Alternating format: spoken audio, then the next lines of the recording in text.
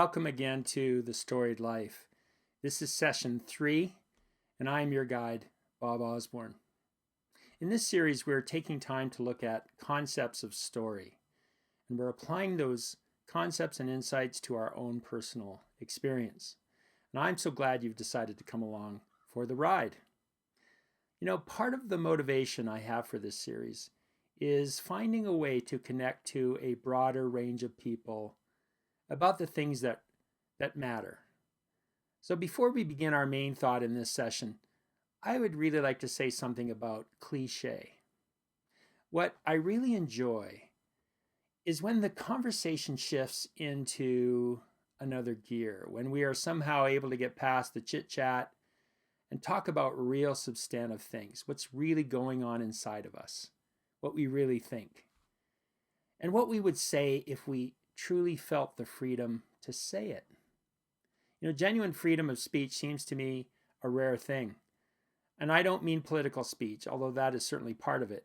But I'm talking about the freedom of personal speech, to say what is in us, what we hope for, what we are afraid of, what we are confused about or unsure about. I think we resort to the safety of the catchphrase, the slogan. We parrot what so many else are saying because that is safer for us. But I think there's a loss here. And I've come to think of this as cliche and how that deadens us somehow. Now, I know that sitting in front of a bookcase for these videos is in fact a cliche. I have already thought about that. And while you're checking out the titles behind me, you are saying, I know, that's so cliche, Bob. But that's a low example of what I'm trying to talk about here.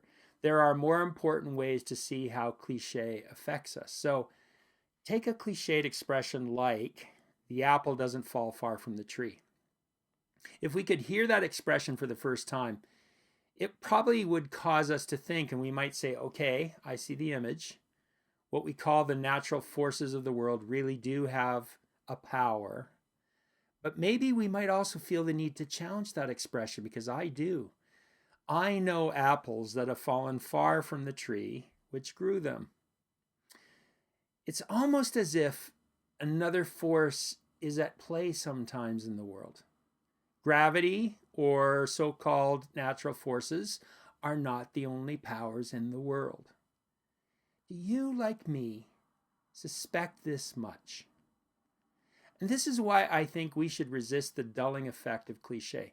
Our storied lives need more. As you learn to tell your story, be careful how you tell it, because it carries so much meaning. Now, in our last session, we considered the idea that story carried a basic time shape. We said that story has 3 parts, a beginning, a middle, and an end, and how important that was to see.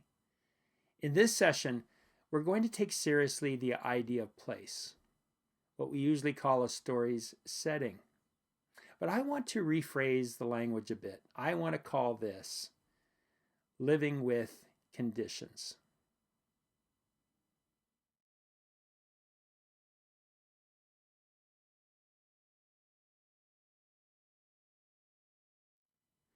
Okay, let's talk about how our stories are connected to the places we find ourselves.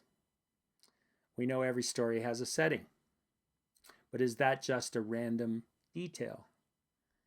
Does the place a story happen tell us anything important? I wonder this, if where we are somehow shapes who we are. And I wonder if we apples have any other possibilities than to fall under our trees. What exactly is the meaning of place? So let me tell you about Annie Dillard. She supplied the sentence that got me thinking about what I wanted to say here in this point of the series. More on that later in a moment. But first, this book, Pilgrim at Tinker Creek, which I have probably referenced more than any other in my teaching life.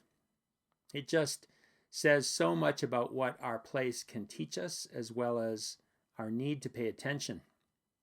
So Annie wrote Tinker Creek as a young woman in her 20s, which really was a remarkable achievement.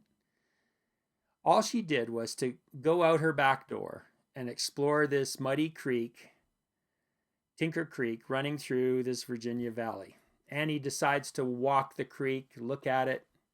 She sits by it. She watches all the birds and bugs and water creatures, this teeming life underfoot and overhead.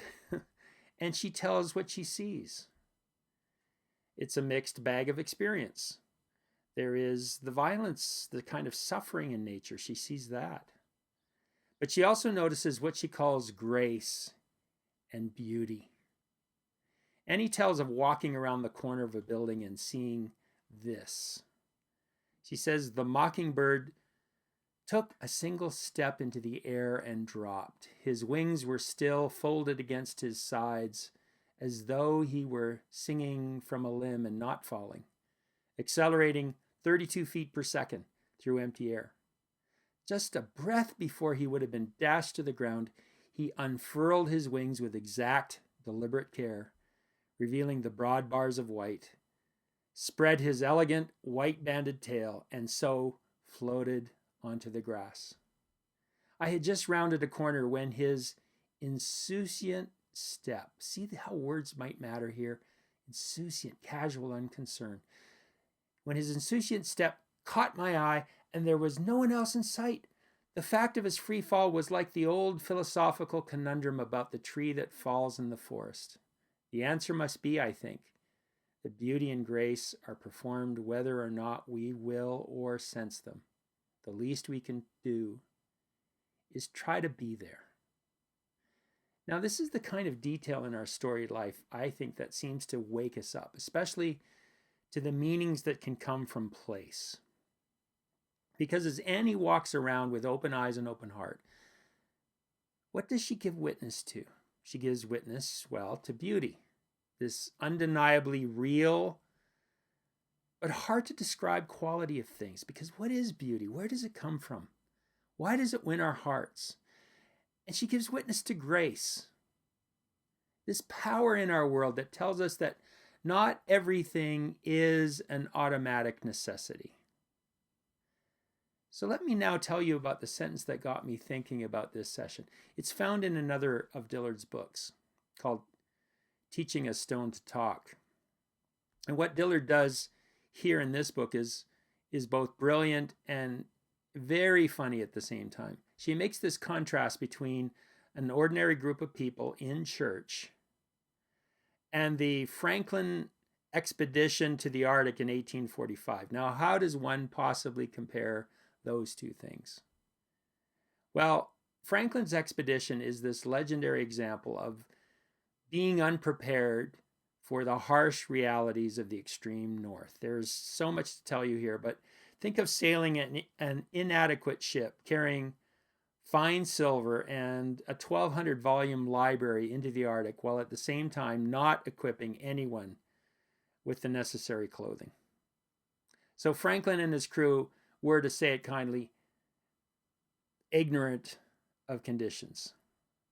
And with that in mind, Annie invites us to experience her little church at worship, watching the little group in all of their unpolished plainness. Maybe we could say blissfully ignorant of the majestic power they invoke. And I wish I had time to quote her at length, because I can tell you hilarity ensues. I think about the little homespun church that I grew up in. What Dillard does is set up this strange contrast to show how both Franklin's crew and her little church both have little sense of what they are actually doing, because they have little sense of where they are. Franklin doesn't understand the condition of the Arctic, and her little church can hardly fathom what it might actually mean to be with God. Does anyone know what it means to be here right now doing what we are doing? So this is what Annie then says. On the whole, I do not find Christians outside the catacombs sufficiently sensible of conditions. I respond, it's not just Christians, Annie. The whole of the human race has a hard time understanding the meaning not only of our time, but of our place as well. Few of us are sensible of conditions. Few of us know the meaning of where we are.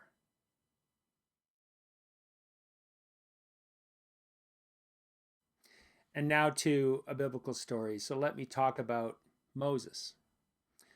I'm going to assume you know something of the rough outline of who Moses is and what he did. The story begins in the book of Exodus, if you want to read more. There are many ways to tell what happens to and through Moses, but one important way, I think, is to tell his story through the lens of place. First, there is Egypt. Moses, we might remember, is born in Egypt as a Hebrew, and by the time of his birth, his people are in slavery. And when Pharaoh threatens to kill all the male Hebrew babies for a time, Moses is put in a basket and hidden in the Nile. As you remember, what happened next is one of those amazing and unexplained good coincidences in life. Now, people of faith have no troubles here. God is the unseen power at work. But what do you think? It's a fair question. We're going to talk about suffering in a future session, but how do you explain the mysterious good at work? Is it mere luck? Or is something more at work, maybe something like what Annie Dillard called grace? So Moses, as we know, is rescued by Pharaoh's daughter herself, and he is given this name, Moses, which literally means drawn out of the water. This foreshadowing of his ultimate role in bringing Israel through the waters of the Red Sea towards their own freedom. So remember the principle I mentioned last session. In my beginning is my end. And from the beginning, Moses is set up for his life's meaning. But that meaning, we're saying here, is also set up by a series of places. So first of all, we have Egypt. Moses' first world, his first place of formation. He grows up in the courts of Pharaoh. The Bible tells us he was educated in Egyptian learning and ways and values. And we could say that Egypt was not simply his place, but it was also his state of mind. It was the worldview that surrounded him. Until, that is, for Moses, that world begins to crack. Do you remember the 1998 movie, The Truman Show? Truman lives within this created TV world, which he has no reason at first to doubt. But then this world that he has accepted starts literally to crack. This studio light falls from the sky. This strange radio signal gets onto his own radio as he drives. And Truman starts to get the hint that the world he lives in is not to be trusted. He begins to look for something more real. You know, a lot of people find their worldview cracks when the dominant explanations preferred by their place and time don't seem to work anymore, when the cracks appear. So one day, after Moses had grown up, he went out to where his own people were and watched them at their hard labor. Moses grows up and he goes out, and it is then that he sees something that he couldn't see and didn't see behind the walls of the palace. He sees the suffering of his own people. The world he had grown up in, the place he had grown up in, is now starting to crack, and he gets angry and he strikes out, and he kills the Egyptian slave master. And now one thing leads to another, and Moses has to run. He quits Egypt, the place where he was first formed. So consider with me that the first third of Moses' life is experienced within the confines and boundaries of the Egyptian world.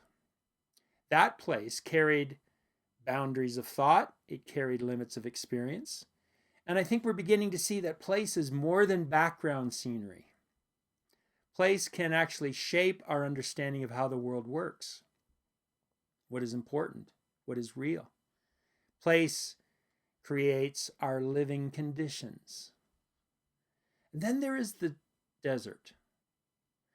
Moses will now spend almost all of the rest of his life, the final two-thirds of his life, in the wilderness. He will be a desert man.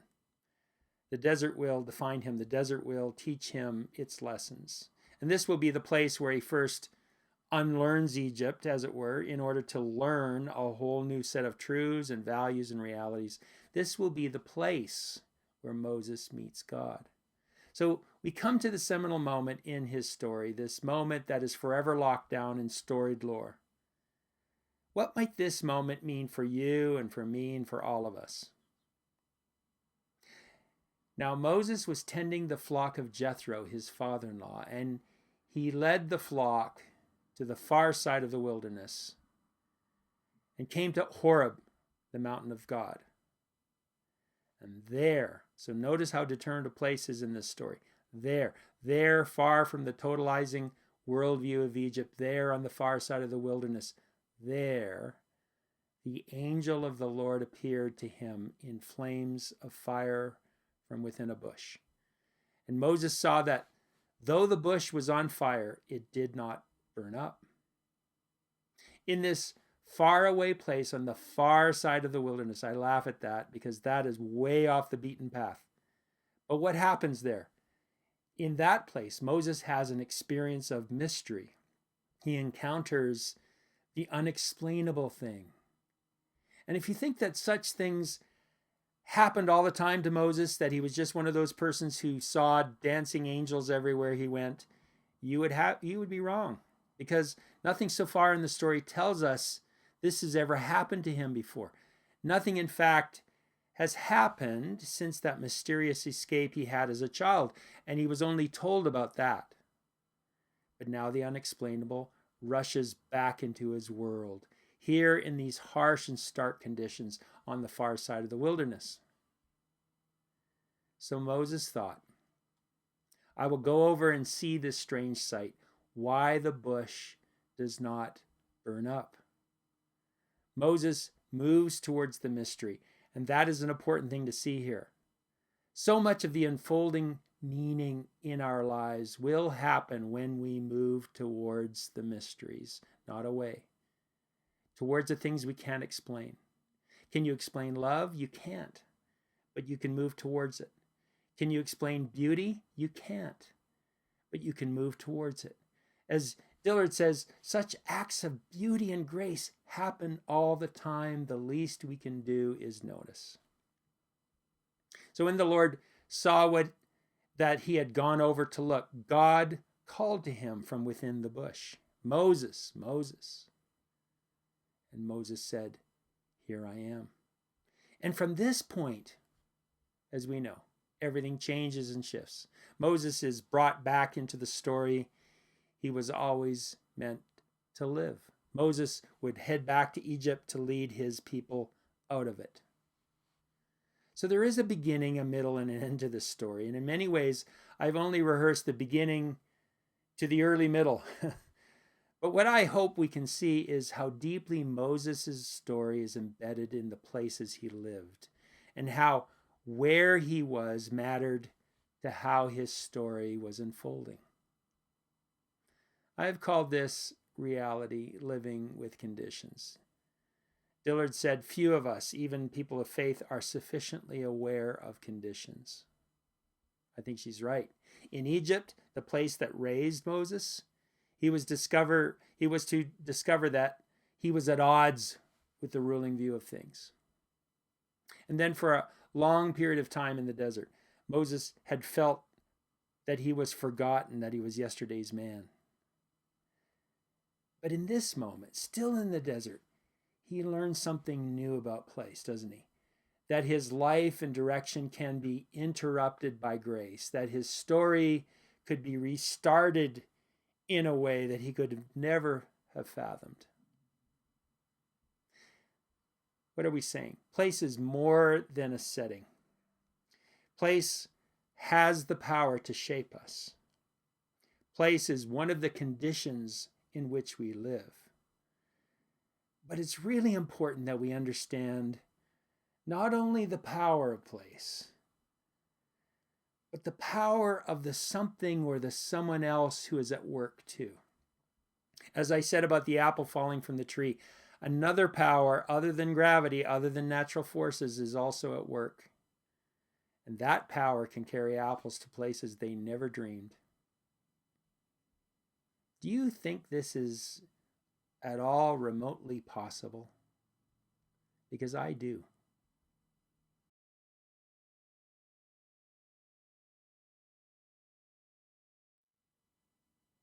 Now, in this session, I've been describing some of the ways we might be impacted by place. And there are several ways we can go about maybe a practice of place. So let me suggest these. The first is to notice things. We might take time to contemplate and muse on what is happening around us, like Annie Dillard did at Tinker Creek. The second practice is to acknowledge reality. It's helpful to us, I think, when we realize just how profoundly we are shaped and formed by place. We usually learn this when we travel, because it's when we, especially when we come home, that we realize there is indeed another way to look at the world. And then the third practice would be simply to move around. And I just mentioned travel, but I don't think you have to go very far to do this. You can move around your city or around your neighborhood. You can move out beyond your regular confines. You can go see something new. As I read the story of Moses, the fact that he went out one day, well, it changed everything, didn't it? And then the fourth practice would be to remain open. I think what I'm calling here the mysterious possibility happens or impacts us when we remain open to the mystery of life. Maybe at some point in our journey, we'll find ourselves personally addressed, maybe in a place we don't want to be, like a hospital room. But despite that, we might discover that in that place we are not forgotten, that the God of life calls us to be what we were always meant to be. Now, here are some questions to reflect on. In our first session, I asked you to select some scenes, 5 to 7 scenes from your life, as a way to tell your story. Now, go back. Where was each scene located? How was your place part of each of those important moments? That's question 1. Question 2 is this: are there any places in your memory that carry special resonance for you, either as gracious and giving places, or as uncomfortable or hurtful or limiting places? How might you talk about the various places in your life? What have you discovered about life through the places you have been?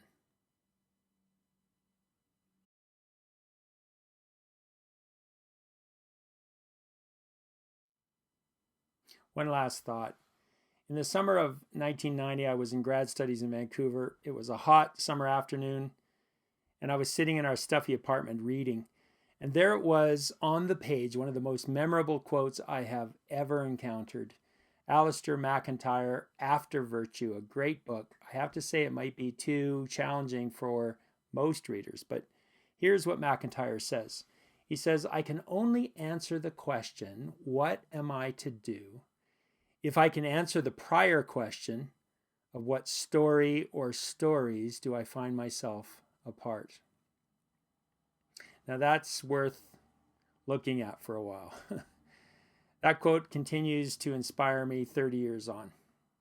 You know, I made the telling of this quote as part of the place I originally read it. I made it part of the telling. As I look at it now, I see this strange kind of relationship between how joyous I was in that moment, how intrigued, how inspired I was, and how uncomfortably stuffy and hot that old apartment was. You know, our place does condition us, but sometimes we are given the grace to transcend our place. I will see you next time.